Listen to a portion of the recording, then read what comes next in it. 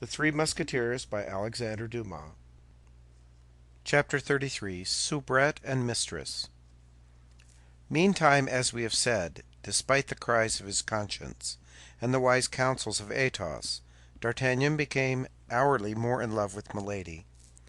Thus he never failed to pay his diurnal court to her, and the self-satisfied Gascon was convinced that sooner or later she could not fail to respond. One day, when he arrived with his head in the air, and as light at heart as a man who awaits a shower of gold, he brought the soubrette under the gateway of the hotel. But this time the pretty Kitty was not contented with touching him as he passed. She took him gently by the hand. "Good," thought D'Artagnan. "She is charged with some message for me from her mistress. She is about to appoint some rendezvous of which she had not courage to speak." And he looked down at the pretty girl with the most triumphant air imaginable. "I wish to say 3 words to you, Monsieur Cavalier," stammered the soubrette. "Speak, my child, speak," said D'Artagnan. "I listen." "Here? Impossible. That which I have to say is too long, and above all, too secret." "Well, what is to be done?" "If Monsieur Cavalier would follow me," said Kitty timidly. "Where you please, my dear child." "Come, then." And Kitty, who had not let go of the hand of D'Artagnan, led him up a little dark winding staircase, and after ascending about 15 steps, opened a door. "Come in here, Monsieur Cavalier," said she. "Here we shall be alone and can talk." "And whose room is this, my dear child?" "It is mine, Monsieur Cavalier. It communicates with my mistress's by that door. But you need not fear. She will not hear what we say. She never goes to bed before midnight." D'Artagnan cast a glance around him. The little apartment was charming for its taste and neatness, but in spite of himself his eyes were directed to that door, which Kitty said led to Milady's chamber. Kitty guessed what was passing in the mind of the young man, and heaved a deep sigh. "You love my mistress, then, very dearly, Monsieur Cavalier," said she. "Oh, more than I can say, Kitty. I am mad for her." Kitty breathed a second sigh. "Alas, monsieur," said she, "that is too bad." "What the devil do you see so bad in it?" said D'Artagnan. "Because, monsieur," replied Kitty, "my mistress loves you not at all." "Hein!" said D'Artagnan. "Can she have charged you to tell me so?" "Oh, no, monsieur, but out of the regard I have for you, I have taken the resolution to tell you so." "Much obliged, my dear Kitty, but for the intention only, for the information, you must agree, is not likely to be at all agreeable." "That is to say, you don't believe what I have told you? Is it not so?" "We have always some difficulty in believing such things, my pretty dear, were it only from self-love." "Then you don't believe me?" "I confess that unless you deign to give me some proof of what you advance." "What do you think of this?" Kitty drew a little note from her bosom. "For me?" said D'Artagnan, seizing the letter. "No, for another." "For another?" "Yes." "His name, his name!" cried D'Artagnan. "Read the address." Monsieur el Comte de Ward. The remembrance of the scene at Saint-Germain presented itself to the mind of the presumptuous Gascon. As quick as thought he tore open the letter, in spite of the cry which Kitty uttered on seeing what he was going to do, or rather what he was doing. "Oh, good Lord, Monsieur Cavalier," said she, "what are you doing?" "I?" said D'Artagnan. "Nothing." And he read: "You have not answered my first note. Are you indisposed, or have you forgotten the glances you favored me with at the ball of Madame de Guise? You have an opportunity now, Count. Do not allow it to escape." D'Artagnan became very pale. He was wounded in his self-love. He thought that it was in his love. "Poor dear Monsieur d'Artagnan," said Kitty, in a voice full of compassion, and pressing anew the young man's hand. You pity me, little one?" said D'Artagnan. "Oh, yes, and with all my heart, for I know what it is to be in love." "You know what it is to be in love?" said D'Artagnan, looking at her for the first time with much attention. "Alas, yes." "Well, then, instead of pitying me, you would do much better to assist me in avenging myself on your mistress." "And what sort of revenge would you take?" "I would triumph over her and supplant my rival." "I will never help you in that, Monsieur Cavalier," said Kitty warmly. "And why not?" demanded D'Artagnan. "For two reasons." "What ones?" "The first is that my mistress will never love you." "How do you know that?" "You have cut her to the heart." "I? In what can I have offended her? I, who ever since I have known her have lived at her feet like a slave? Speak, I beg you." "I will never confess that but to the man who should read to the bottom of my soul." D'Artagnan looked at Kitty for the second time. The young girl had a freshness and beauty which many duchesses would have purchased with their coronets. "Kitty," said he, "I will read to the bottom of your soul whenever you like. Don't let that disturb you." And he gave her a kiss, at which the poor girl became as red as a cherry. "Oh, no," said Kitty, "it is not me you love. It is my mistress you love. You told me so just now." "And does that hinder you from letting me know the second reason?" "The second reason, Monsieur le Cavalier," replied Kitty, emboldened by the kiss in the first place, and still further by the expression of the eyes of the young man, "is that in love everyone for herself." Then only D'Artagnan remembered the languishing glances of Kitty, her constantly meeting him in the antechamber, the corridor, or on the stairs, those touches of the hand every time she met him, and her deep sighs. But absorbed by his desire to please the great lady, he had disdained the soubrette. He whose game is the eagle takes no heed of the sparrow. But this time our Gascon saw at a glance all the advantage to be derived from the love which Kitty had just confessed so innocently or so boldly.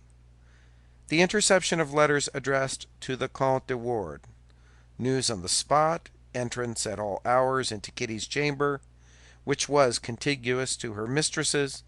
The perfidious deceiver was, as may plainly be perceived, already sacrificing in intention the poor girl in order to obtain Milady willy-nilly.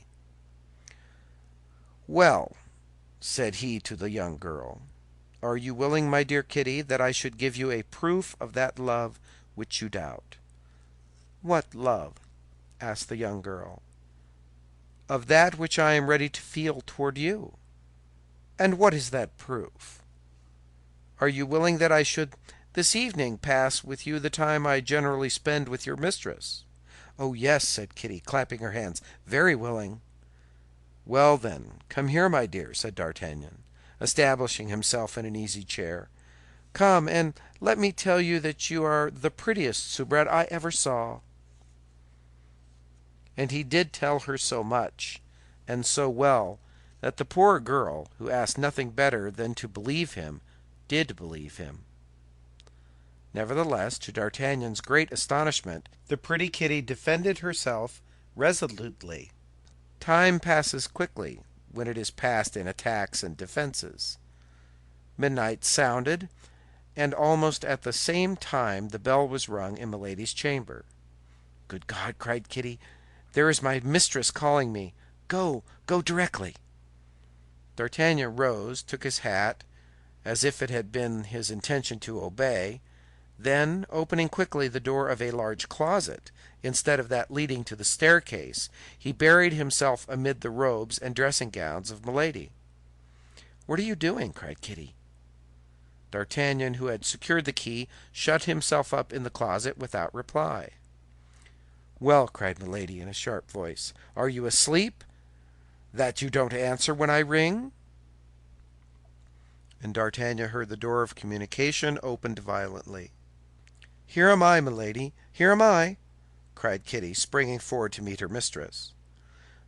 Both went into the bedroom, and as the door of communication remained open, D'Artagnan could hear Milady for some time scolding her maid.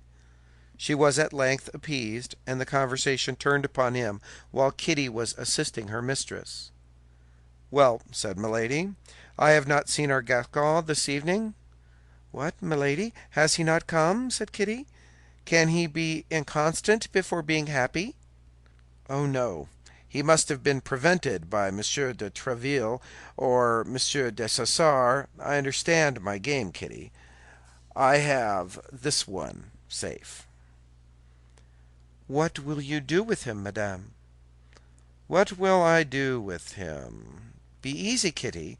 There is something between that man and me that he is quite ignorant of. He nearly made me lose my credit with his Eminence. Oh, I will be revenged." "I believed that madame loved him." "Love him? I detest him.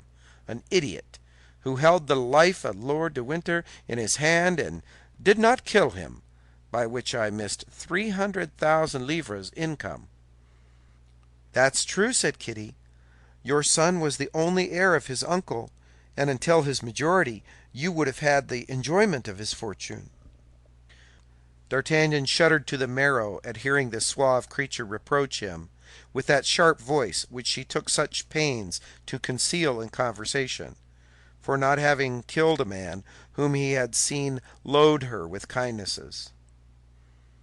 "For all this," continued Milady, "I should long ago have revenged myself on him if, and I don't know why, the cardinal had not requested me to conciliate him." "Oh, yes, but madame has not conciliated that little woman he was so fond of." "What? The mercer's wife of the Rue des Fossoyeurs?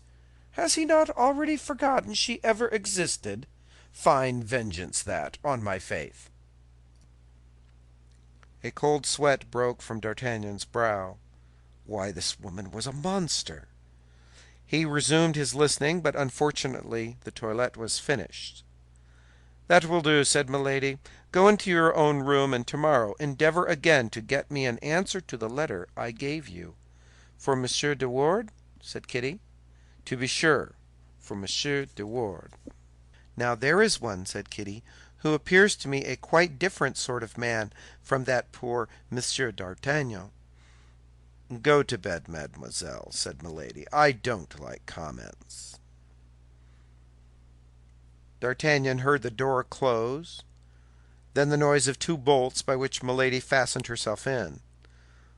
On her side, but as softly as possible, Kitty turned the key of the lock, and then D'Artagnan opened the closet door. "Oh, good Lord!" said Kitty in a low voice. "What is the matter with you? How pale you are!" "The abominable creature!" murmured D'Artagnan. "Silence, silence! Begone!" said Kitty. "There is nothing but a wainscot between my chamber and Milady's. Every word that is uttered in one can be heard in the other." "That's exactly the reason I won't go," said D'Artagnan. "What?" said Kitty, blushing. "Or at least, I will go later." He drew Kitty to him. She had the less motive to resist; resistance would make so much noise. Therefore Kitty surrendered. It was a moment of vengeance upon Milady. D'Artagnan believed it right to say that vengeance is the pleasure of the gods. With a little more heart, he might have been contented with this new conquest, but the principal features of his character were ambition and pride. It must, however, be confessed in his justification that the first use he made of his influence over Kitty was to try and find out what had become of Madame Bonacieux. But the poor girl swore upon the crucifix to D'Artagnan that she was entirely ignorant on that head, her mistress never admitting to her into half her secrets, only she believed she could say she was not dead. As to the cause which was near to making Milady lose her credit with the cardinal, Kitty knew nothing about it. But this time D'Artagnan was better informed than she was. As he had seen Milady on board a vessel at the moment he was leaving England, he suspected that it was, almost without a doubt on account of the diamond studs. But what was clearest in all this was that the true hatred, the profound hatred, the inveterate hatred of Milady was increased by his not having killed her brother-in-law. D'Artagnan came the next day to Milady's, and finding her in a very ill humor, had no doubt that it was a lack of an answer from Monsieur de Wardes that provoked her thus. Kitty came in, but Milady was very cross with her. The poor girl ventured a glance at D'Artagnan, which said, "See how I suffer on your account." Toward the end of the evening, however, the beautiful lioness became milder. She smilingly listened to the soft speeches of D'Artagnan, and even gave him her hand to kiss. D'Artagnan departed, scarcely knowing what to think, but as he was a youth who did not easily lose his head, while continuing to pay his court to Milady, he had framed a little plan in his mind. He found Kitty at the gate, and, as on the preceding evening, went up to her chamber. Kitty had been accused of negligence and severely scolded. Milady could not at all comprehend the silence of the Comte de Wardes, and she ordered Kitty to come at 9 o'clock in the morning and take a third letter. D'Artagnan made Kitty promise to bring him that letter on the following morning. The poor girl promised all her lover desired. She was mad. Things passed as on the night before. D'Artagnan concealed himself in his closet. Milady called, undressed, sent away Kitty, and shut the door. As the night before, D'Artagnan did not return home till 5 o'clock in the morning. At 11 o'clock, Kitty came to him. She held in her hand a fresh billet from Milady. This time the poor girl did not even argue with D'Artagnan. She gave it to him at once. She belonged body and soul to her handsome soldier. D'Artagnan opened the letter and read as follows: "This is the third time I have written to tell you that I love you. Beware that I do not write you a fourth time to tell you that I detest you. If you repent in the manner in which you have acted toward me, the young girl who brings you this will tell you how a man of spirit may obtain his pardon." D'Artagnan colored and grew pale several times in reading this billet. "Oh, you love her still," said Kitty, who had not taken her eyes off the young man's countenance for an instant. "No, Kitty, you are mistaken. I do not love her, but I will avenge myself for her contempt." "Oh, yes, I know what sort of vengeance. You told me that."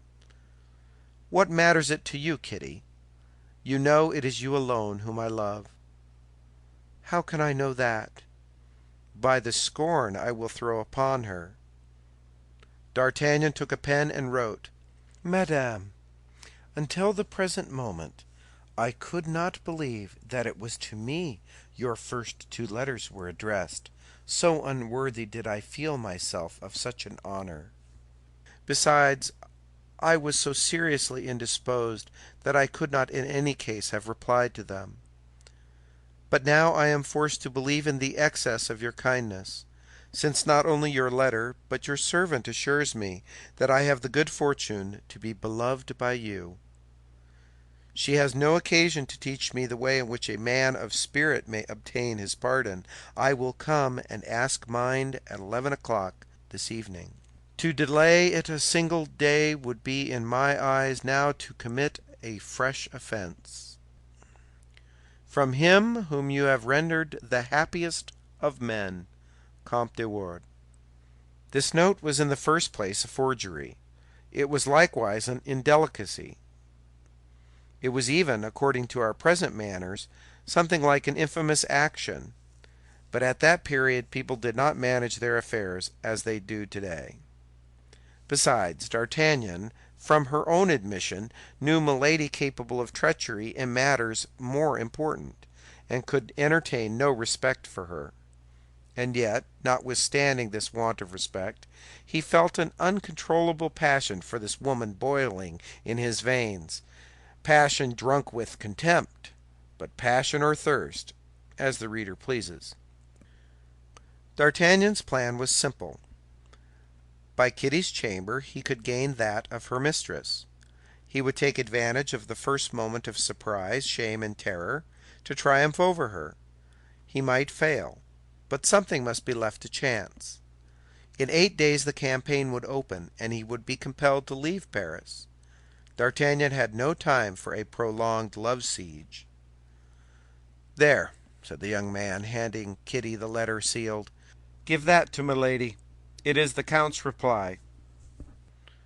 Poor Kitty became as pale as death. She suspected what the letter contained.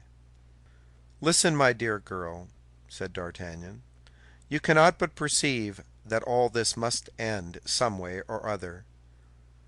Milady may discover that you gave the first billet to my lackey instead of to the Count, that it is I who have opened the others which ought to have been opened by De Wardes.